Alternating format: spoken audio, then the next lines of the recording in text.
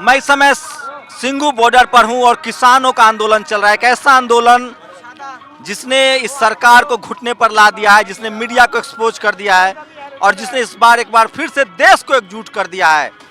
आंदोलन की हवा चली थी पंजाब से किसानों का, लेकिन अब ये देश का आंदोलन बन गया है। और देखिए इस समय कैसे सड़कों पर लंगर खाकर लोग इस आंदोलन को आगे बढ़ा रहे हैं और लोग आते हैं, अपनी सॉलिडारिटी दिखाते हैं और लंगर खाते हैं। तो काफी मजबूत हो गया आंदोलन और मीडिया की लगातार कोशिश के बाद भी आंदोलन जो है वो सफल हो रहा है और कोशिश हो रही थी कि किसान एकजुट हो गए हैं। देश भर के लोगों को यहाँ आना जाना लगा हुआ है, लोग खाना खा रहे हैं, खिला रहे हैं।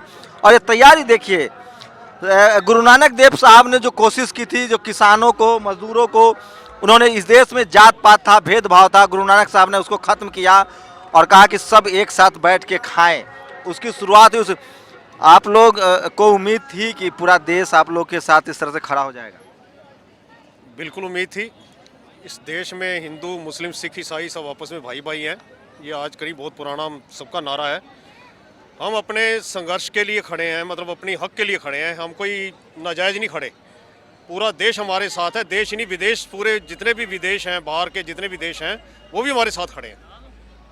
और हम ये सोई हुई सरकार को ये संदेश आपके माध्यम से देना चाहते हैं कि हम अपना हक लेके ही यहाँ से जाएंगे, चाहे उसके लिए हमें 6 महीने, साल, 2 साल, जितना भी टाइम हमें यहाँ बैठना पड़े। क्या लग रहा है, मोदी दिल्ली में बात नहीं करते हैं? पहले आपको आने नहीं दिया जा रहा था, फिर बात नहीं कर रहे थे, अब बनारस में जाके कह रहे हैं कि किसानों को भड़काया जा रहा है। नहीं, बनारस में क्या कह रहे हैं? यहाँ आए ना मोदी जी। जब कल उन्होंने अपना जो दल भेजा था, जिसके साथ मीटिंग थी, आप खुद आते, खुद बैठते, जनता के साथ बैठते। किसान अन्नदाता है, पूरे देश का अन्नदाता है, उसके साथ बैठते। वहाँ से दूर क्यों भाग रहे हैं? स्टेजों पे बोलने से कुछ नहीं होता। किसानों के बीच में आए, उनकी जो तकलीफ है उसको क्यों लग रहा है, क्यों भाग रहे हैं मोदी जी? ऐसा क्यों लग रहा है? वो इस समय कॉर्पोरेट जितने भी बड़े बड़े घराने हैं उनके हाथों बिक चुके हैं, इसलिए भाग रहे हैं, उनसे डरते हैं। क्या लग रहा है बहन जी, आप लोगों को उम्मीद थी? और जिस तरह से एकजुटता है, लोग, मीडिया वाला कह रहा था कभी खालिस्तानी है, कभी पंजाब का आंदोलन है, यार पंजाब का आंदोलन है, अब पूरे देश का आंदोलन बन गया। ये पूरे देश में जो जनता जो है मोदी के खिलाफ ही है सब कुछ। मोदी जी इनका जो इनके मन की बात क्यों नहीं समझते, अपने मन की बात ही करते रहते हैं। इनके मन की बात भी तो समझे ना। ये आंदोलन तो जारी रहेगा जब तक इनके लिए कोई सुविधा जो ये चाहते हैं इनके लिए, जब तक ये कानून नहीं पास करते तो फिर ये तो चलता ही रहेगा आंदोलन। काफ़ी दिनों तक चले, चाहे 6 महीने चले। हमने ये जो लंगर की सुविधा कर रखी है, जो दिल्ली वालों ने, दिल्ली कमेटी से भी की हुई है, चाहे ये साल भी बैठे रहे तब भी चलती रहेगी। तो देखिए कमर कस लिया इन लोगों ने और लंगर का इंतजाम किया गया। और ये देखिए ये किसान हैं, लंगर खा रही हैं लोग हैं। और देखिए तमाम दिखा रहा हूँ, ये लंगर खा रहे हैं। कहाँ से आई है मैम? हम दिल्ली से। तो लंगर का आंदोलन को समर्थन करने आई थी कि पत्रकार हैं? जी नहीं, हम पत्रकार नहीं है, हम आंदोलन को समर्पित भी करने आए हैं और आप जैसे के साथ के माध्यम से देश की जनता को जागरूक भी करने आए हैं कि ये आज़ादी की जंग है और सिर्फ किसानों की जंग नहीं, हम सबको मिलके करना है। तो देखिए ये आम लोग का आंदोलन बन गया है और ये लंगर का पंडाल दिखा रहा हूँ, देश को जोड़ दिया है इस आंदोलन ने। और कुछ और लोगों से भी बात करूँगा। देखिए आप यहाँ लंगर चख सकते हैं और किसान, ये सिख परंपरा की एक सबसे बड़ी और सुखद पक्ष है कि सब एक साथ बैठ के एक पंगत में खाते हैं और उसी का ये वानगी है। और ये तस्वीरें आपको दिखा रहा हूँ कि ये भी किसान आंदोलन का एक पक्ष है। जो अन्नदाता आपको खाना खिलाता है, वही अन्नदाता आज सड़कों पर बैठ के खाना खाने के लिए मजबूर है। वो सरकार से अपील कर रही है कि किसी भी तरह से आप हमारी ज़मीन को लौटा दीजिए। हाँ, बागपत जिले का पंजाब के साथ हूँ, इतना नहीं है लोगों का काम, इतना अटका नहीं जाने का। ही बैठा रोड के बीच में, बागपत जिले का गरीब हैं, मजदूर हैं, वो इन लोगों के साथ हैं। और प्रोफेसर रतन लाल हैं, सूरज मंडल साहब हैं। सर क्या लग रहा है, एक मूवमेंट खड़ा हो गया है, मास मूवमेंट इसको कह सकते हैं, या अभी जल्दबाजी में हम लोग? नहीं, तो खड़ा हो ही गया है और हम लोग सब यहाँ पे हैं और तमाम इंसाफ पसंद लोग आ रहे हैं, बोल रहे हैं, अपनी बात रख रहे हैं। और इस बात की तो बधाई दूंगा इस आंदोलन को कि ये 6 साल में जो सरकार काम कर रही थी ना, डिवाइड एंड रूल, ये बात इन लोगों ने समझ ली थी कि ये जो है गड़बड़ करेंगे। देखिए पूरा राशन अनाज लेकर आए हैं, लंबी तैयारी के मुझे किसान आंदोलन का इतिहास है पंजाब का, और पंजाब में हर समय नॉर्थ वेस्टर्न फ्रंटियर का इलाका रहा, बहादुर लोग होते हैं। एक बार ठान लिया कि चलेगा मूवमेंट तो चलेगा। और ये सोशल मीडिया का ज़माना है, ये 18वीं 19वीं सदी नहीं है। यहाँ एक बार हो रहा है, हम लोग बैठे बैठे वर्ल्ड में लोग देख रहा है मोबाइल पर कि क्या चल रहा है दिल्ली में। तो ये सरकार जिस तरीके से नेस्तनाबूद कर रही है सारे संस्थाओं को और सारे सामाजिक समूहों को, सारे सामाजिक कह रहा हूँ, अडानी अंबानी को छोड़ दीजिए। इसीलिए कह रहे हैं पॉलिटिकल पार्टी की जो एक चुप्पी है, अब तो समय आ गया है कि जनता ये बोले कि अडानी अंबानी को नेशनलाइज कर दो। जो नेताओं का डर है, जो एक्टिविस्टों का मन में डर बैठाया था गिरफ्तारी लेकर गिरफ्तार कर लेते थे, वो डर खत्म होगा। वो कहते हैं ना डर के आगे जीत, हम लोग तो नहीं डरे हैं। क्या कर लोगे भाई? अगर हम लोग पढ़े लिखे हैं तो किस लिए पढ़े लिखे हैं? खाली पेट पालने के लिए नहीं पढ़े लिखे हैं।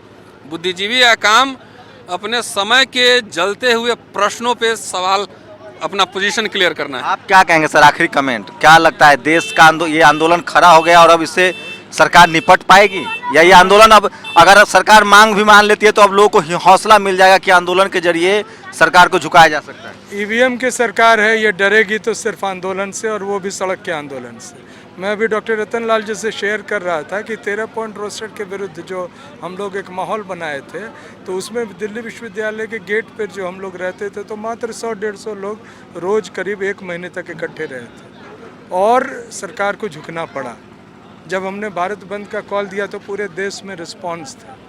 आज ये किसानों का जो आप ताकत देख रहे हैं, और अगर इसके रिस्पांस में समाज का हर वर्ग उठ खड़ा होगा, जो हम लोग आह्वान कर रहे हैं, तो और ये सिर्फ पंजाब के नहीं और हरियाणा के नहीं, बिहार से, उत्तर प्रदेश से, और पूरे जो इस छोर से उस छोर तक, और एक मैसेज तो जा ही रहा है। हाँ। मैसेज नहीं, और एक चीज़ और जो इन्होंने कहा कि ये हमारे जो राजनीतिक दल हैं और जो पार्टियां हैं जो गरीबों की बात को उठाने के लिए खड़े हुए थे, आज वो चुप क्यों हैं? वो क्यों नहीं आते हैं यहाँ पर? क्यों नहीं बोलते हैं कि हम आपके साथ खड़े हैं? हम तो सिर्फ दोष सरकार को नहीं दे सकते हैं, हम उन तमाम विपक्षी दलों को भी दोष देंगे जो अपने अपने घरों से निकल कर आज किस चीज़ का डर है। अभी हम लोग तो दिल्ली यूनिवर्सिटी में प्रोफेसर हैं, हम लोग आपके सामने एक बार नहीं 100 बार आए और बोल भी रहे हैं। और अपने जो मैं तो मेरा कॉलेज बगल में है और यहाँ हमारे छात्र आसपास गांव में रहते हैं, हमने उनसे अपील की है कि जो हमारे साथी, हमारे बुज़ुर्ग जो इतने दूर से आए, इतने ठंड में हैं, उनको जिस तरह से संभव हो वो मदद करें। और हमारे बच्चे आ रहे हैं हमारे कॉलेज के पढ़े हुए। आप ये प्रोफेसर लोग हैं दिल्ली यूनिवर्सिटी से, आपके समर्थन में आए हैं, क्या लग रहा है अब आप लोग की जीत होगी? ऐसा है कि जब सारे देश के किसान की एकता बन गई है तो जीत तो 1000% है, 100% नहीं कहूँगा। डॉक्टर, इंजीनियर, प्रोफेसर सब मत आप लोग के साथ समर्थन में खड़ा हो गया है। ये सभी लोग समझते हैं, डॉक्टर भी और जितने भी समर्थनकारी आदमी हैं हमारे, ये सारे देश के नागरिक हैं। इनको पता है कि किसान देश का अन्नदाता है। प्रधानमंत्री से लेके चपड़ासी तक और राष्ट्रपति से लेके चपड़ासी तक और कीड़ी से लेके हाथी तक का सबका पेट भरने वाला है। देखिए कितना बैलेंस बोल रहे हैं और कितनी समझ है। ये अच्छा, आप लोग को पता था कि ये सरकार 1-2 दिन में मानेगी नहीं, इसलिए लंबी तैयारी की थी? ऐसा है कि ये सरकार जो है बरूपियों की है। हर बार मोदी साहब हर 2 घंटे के बाद वर्दी बदलता है, नाटक करता है। ऐसे गाड़ी नहीं चलेगी, मन साफ करके गाड़ी चलेगी। जब तक इन्हें 2014 में राजनाथ सिंह ने भी जंतर मंतर पे और मोदी साहब ने भी अपने घोषणा पत्र में 2014 में कहा था कि स्वामीनाथन रिपोर्ट लागू करेंगे, किसान के खाते में हर देशवासी के खाते में 15 लाख भेजेंगे, अच्छे दिन आएंगे। और क्या लिखना, और अपने वादे से आज मुकर गया है। और यह नए किसान के ऊपर काले कानून। आपकी कितनी उम्र है? मेरी उम्र 73 क्रॉस कर गई है, 74 में चल रहा हूँ मैं। तो मोदी पर भरोसा नहीं है? नहीं, ये भरूपियों की सरकार है। आज से नहीं, बहुत पुराने समय से मैं देखता चलाया। जितनी बार भी ये सरकार बनी उतनी बार इसने देश को और जनता को गुमराह किया और देश को पीछे धकेल दिया। इसने सभी देशवासियों को बेच दिया है और ऐसे में आज किसान को सड़क पर आना पड़ा और अपनी बात मनवा के जाएंगे और मनवा के रहेंगे। ये इसका बरूपियापन नहीं चलने देंगे। या तो ये हमारी बात को मान ले, काले कानून बंद करे, स्वामीनाथन रिपोर्ट लागू करे, किसानों का कर्जा माफ़ करे, आगे के लिए भी लिखित में दे हमको सभी बातें कि हम ऐसे कानून नहीं करेंगे, वरना कुर्सी छोड़ दे। कुर्सी इसके नहीं है, कुर्सी वो जनता की देन है, जनता ने कुर्सी दी है इसकी।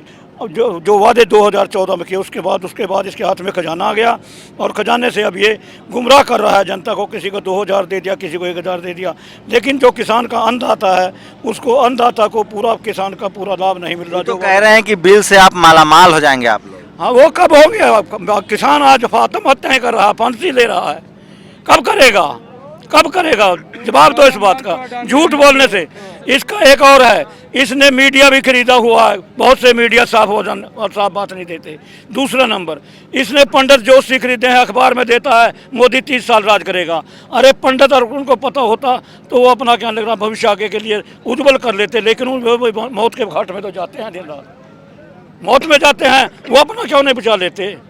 ये तो झूठ के पखंड है, पैसे की बात है, पैसा उसके हाथ में आ गया, देश को पागल बनाकर कंपनियों को बेच रहा है। देश के जितने भी किसान वर्ग या और हमारे समर्थन में जो भी है उनके नेतागण, जब भी सरकार से बात हो, हमें फालतू बात नहीं चाहिए, हमें सिर्फ यही बात चाहिए कि लिखित में दे, काले कानून रद्द करे, स्वामीनाथन रिपोर्ट लागू करे, किसानों का कर्जा माफ़ करे, आइंदा के लिए ऐसे कानून ना बनाए। और हमारे अपने जो नेतागण जो वहाँ पर बात करने के जाएँ तो वो ज़्यादा बात में नहीं रखें, सिर्फ 3 ही बातें 4 रखें कि हमने स्वामीनाथन रिपोर्ट लागू करा के जाना, किसानों का कर्जा माफ़ करा के जाना, लिखित में ही लेना है सब कुछ। और उसके बाद ये काले कानून भी बिल्कुल जड़ से उखाड़ने हैं। ये लोग बोल के भी मुकर जाएगा। ये मुकर, हमको विश्वास नहीं है इसका, हर बार मुकरता है, हर बार मुकर खजाना लूटने के ऊपर खड़ा है, देश को बेचने के लिए खड़ा है। आपके बाप दादा की उम्र के हैं, आंखों में शर्म है, तो इस सर्दी में बुजुर्ग किसान, हमारे बाप दादा की उम्र के किसान जो हैं वो सड़कों पर हैं, आंखों में शर्म है तो सड़कों पर उतरिए और इस देश के डेमोक्रेसी को, किसानों को बचाइए। कैमरामैन तारा दत्त के साथ शंभू कुमार सिंह, नेशनल दस्तक, सिंघू बॉर्डर, दिल्ली।